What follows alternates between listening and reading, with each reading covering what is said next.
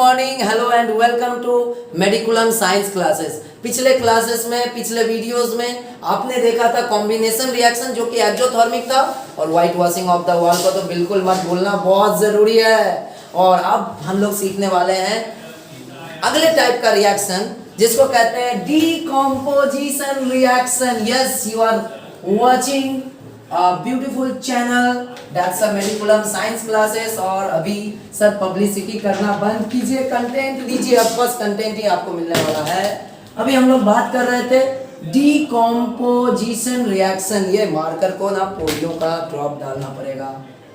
Decomposition reaction क्या होगा? Decomposition reaction समझते हैं। डीकॉम्पोजिशन मतलब किसी को तोड़ देना है, छोटे छोटे टुकड़ों में तोड़ देना है। कॉम्बिनेशन में दो चीज सामने आता था, एक प्रोडक्ट बनता था major.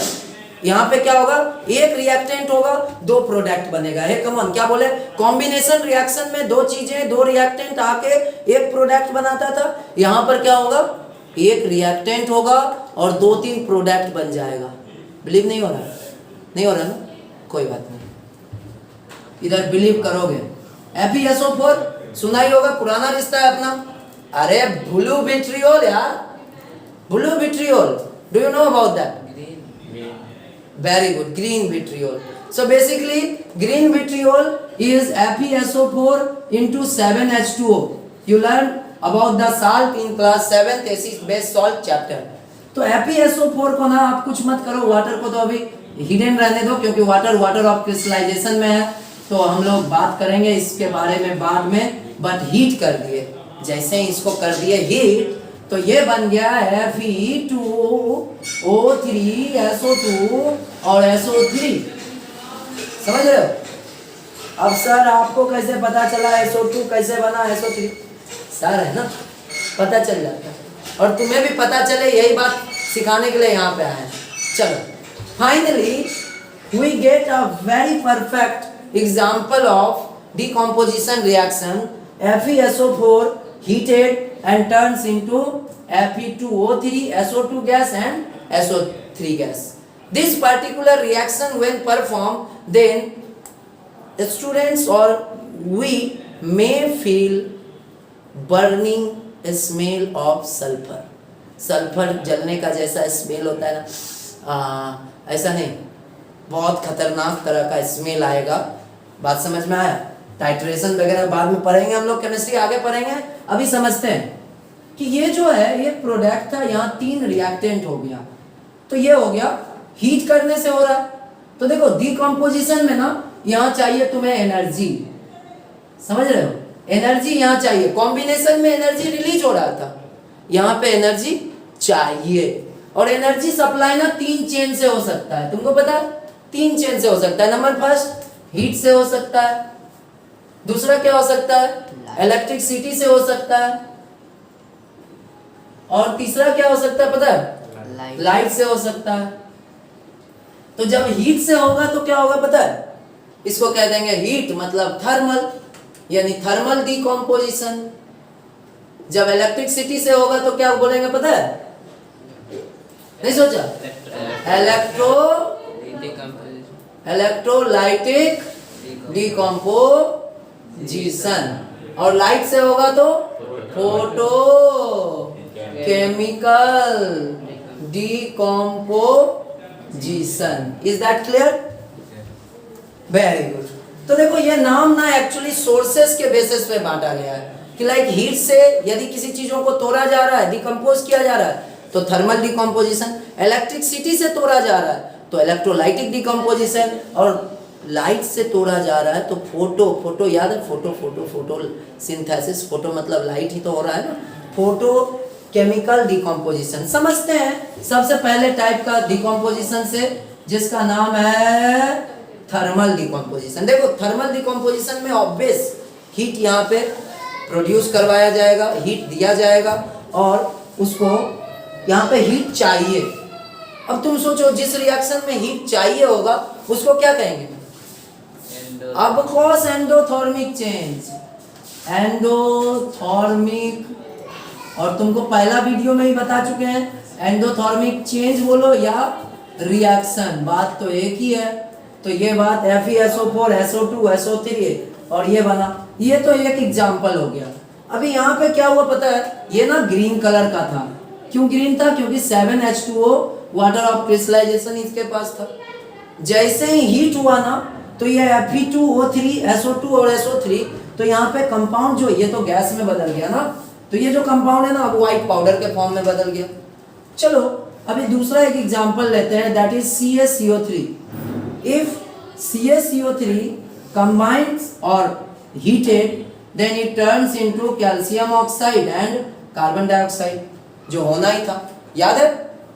Calcium oxide combines with water, water combines with carbon dioxide, और वो किस में बदल जाता है? Calcium carbonate. और वही कार्बोनेट को, अरे यार इतना जल्दी कैसे भूल सकते हो?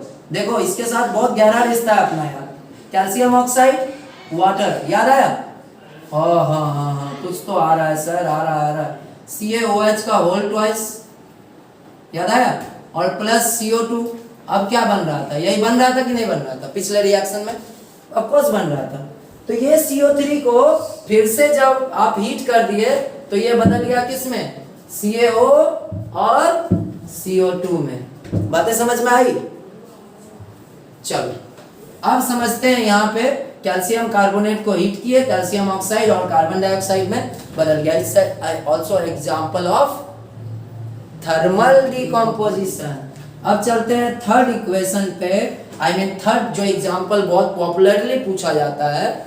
अच्छा यहाँ पे एक और एग्जांपल पूछा जाता है कि ये जो CO2 गैस है, how could you test the presence of CO2 gas, or how could you test presence of only CO2 gas? Even it may be oxygen gas, it may be hydrogen gas. How could you test the presence of CO2? देखो यहाँ पे ना test को याद रखना होगा chemistry में। Hydrogen gas है जहाँ पे भी, burn with the pop sound, burn with the pop sound. अभी फिर से चलो, कार्बन डाइऑक्साइड जहाँ पे भी है वहाँ पे लाइम वाटर टेस्ट कर सकते हो। ये लाइम वाटर क्या होता है? लाइम वाटर मीन्स लाइम को मिला दिया गया वाटर में, और उसमें यदि आप CO2 को पास करवाओगे ना तो वो मिल्की में बदल जाएगा। क्लियर है बात? चलो ऑक्सीजन हेल्प इन बर्निंग। अब चलो एक एग्जांपल है यहाँ पे, वो क्या है? बहुत इंपॉर्टेंट है, PbNO3। मैक्सिमम टाइम यहीं से क्वेश्चन पूछ लेता है। PbNO3 लेड नाइट्रेट को क्या किया गया है? हीट किया गया, बदल गया किस में? PbO में, लेड ऑक्साइड में, साथ में NO2 में बदल गया। NO2 जो है ना ब्राउन फ्यूम्स के रूप में प्रोड्यूस होता है, और इसमें एक गैस प्रोड्यूस होता है, उसको कहते हैं ऑक्सीजन। समझ में आया? तो यहाँ पे तीन तरह का थर्मल डिकम्पोजिशन हो रहा है। यहाँ ब्राउन फ्यूम्स को याद रखना, ब्राउन फ्यूम्स। यहाँ पे lime water test, lime water test से आप इसको टेस्ट कर पाओगे, क्योंकि बोलेगा X is a substance heated then produce Y and Z. How could you test the presence of Z or find out Z if it turn lime water into milky? अब चलो आगे चलते हैं। ये तीन एग्जांपल था थर्मल डिकम्पोजिशन से। अब हम लोग एक टाइप का डिकम्पोजिशन रिएक्शन पढ़ चुके हैं, उसका नाम है थर्मल डिकम्पोजिशन। अब हमें दूसरे टाइप का डिकम्पोजिशन पढ़ना पड़ेगा, और वो क्या है भाई? क्या है? तो वो है भाई साहब, ऑफ कोर्स वेरी इंपॉर्टेंट, और वो है, वहां दिख रहा है, इलेक्ट्रोलाइटिक डिकम्पोजिशन। इलेक्ट्रोलाइटिक डिकम्पोजिशन समझ में आया? इलेक्ट्रोलाइटिक में क्या होगा? वहां पे हीट कौन दे रहा था? वहां पे जो एनर्जी चाहिए वो हीट के फॉर्म में सप्लाई हो रहा था। यहाँ पर एनर्जी किस फॉर्म में होगा? इलेक्ट्रिसिटी में। तो कुछ नहीं करना है, यहाँ पे एक एक्सपेरिमेंट आपका बुक में दिया हुआ है, और उस एक्सपेरिमेंट्स को थोड़ा क्लियरली समझ लो तो तुम्हें सारा फंडा क्लियर हो जाएगा। और ये सबसे इंपॉर्टेंट पार्ट है पूरे चैप्टर का ना, सबसे इंपॉर्टेंट पार्ट यही है। कौन सा? Decomposition reaction. इलेक्ट्रोलाइटिक तो है ही, बट डिकम्पोजिशन बहुत मेजर पोर्शन कवर करता है। समझो, यहाँ पे क्या किया, एक कंटेनर आपने ले लिया, इसको दो इलेक्ट्रोड जो बचपन में क्लास 8 में लिया करते थे, अभी बैटरी का एक टर्मिनल से इसको कनेक्ट कर दो, पॉजिटिव एंड नेगेटिव टर्मिनल से कनेक्ट कर दो। नेगेटिव टर्मिनल से आप जिसको कनेक्ट करोगे वो क्या बनेगा? कैथोड। और पॉजिटिव से करेंगे तो एनोड। आपने कर दिया, इसको बना दिया कैथोड और इधर बना दिया एनोड बना दिया। अब देखो इसके अंदर आपने वाटर डाल दिया, वाटर डाल दिया, इट्स ओके। अब इलेक्ट्रिसिटी आप प्रोड्यूस करवा रहे हो तो H2O, इलेक्ट्रोलाइसिस यहाँ पे बदल जाएगा किसमें? H2 और O2 गैस में। यहाँ पे डिकम्पोजिशन हुआ वाटर का, बट इलेक्ट्रिसिटी के प्रेजेंस में। अच्छा, आपने क्लास 8 में इलेक्ट्रोलाइसिस पढ़ा है तो आपको क्लियरली पता है कि कैथोड क्या है? नेगेटिव टर्मिनल है। यहाँ पे कौन सा नेगेटिव पॉजिटिव को अट्रैक्ट करेगा, यानी कैथोड पे कौन जमा होगा? हाइड्रोजन जमा होगा। और एनोड पर कौन जमा होगा? ऑक्सीजन जमा होगा। बातें समझ में आ रही है? बातें समझ में आ रही है? कौन कहाँ जमा होगा? Very good. अब देखो ये तो पूछेगा ही ऑब्जेक्टिव में। इसके अलावा एक बहुत कॉमन क्वेश्चन है, क्या पता है? मान लो 750 ग्राम, ग्राम बोलना गलत हो जाएगा सर, वॉल्यूम बोलिए, वॉल्यूम। ओके, मैं वॉल्यूम बोलता हूँ।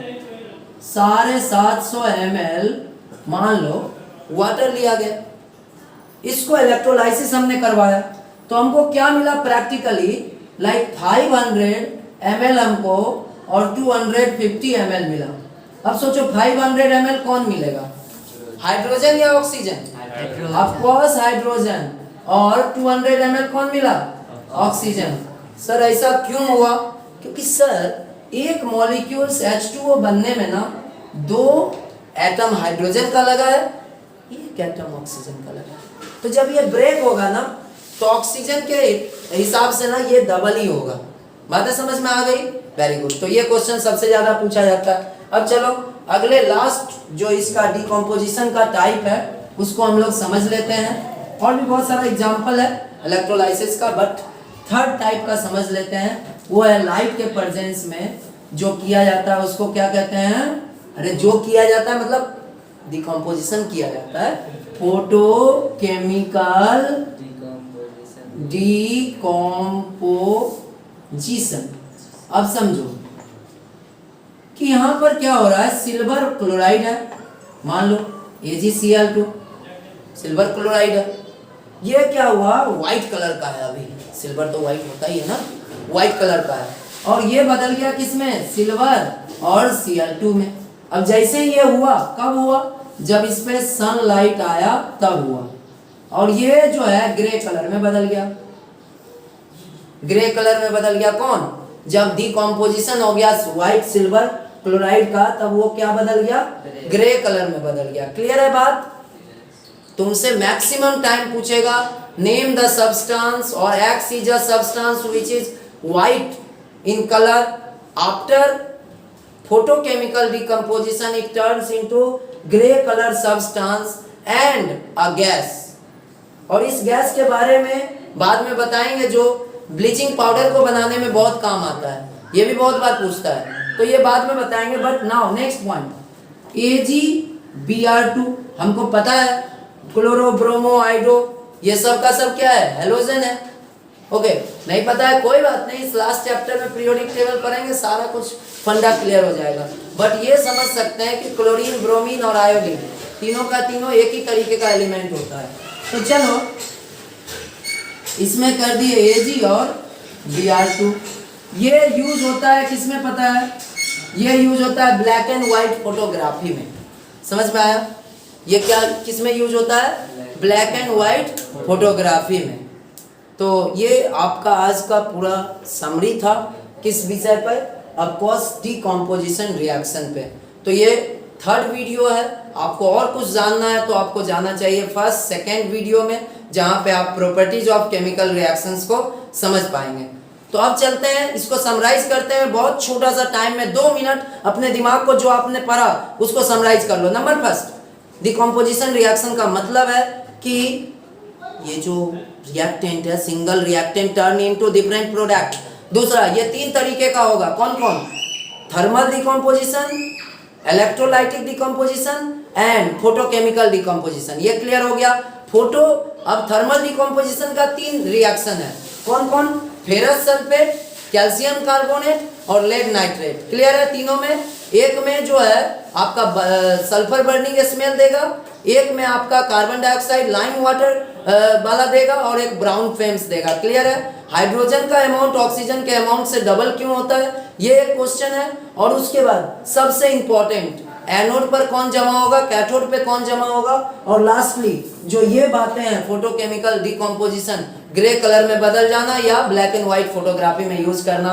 आप सभी को बहुत बहुत धन्यवाद यहाँ पे केमिस्ट्री को समझने और सीखने के लिए। आई हो आप अपने बोर्ड एग्जाम के लिए भी बहुत बेहतर नंबर के लिए तैयारी करें। और हम हमेशा यूज करते हैं इस बात को कि यदि आपके पास नॉलेज रहेगा तो आप अपने आप ही मार्क्स अच्छे स्कोर कर पाएंगे। Thank you a lot.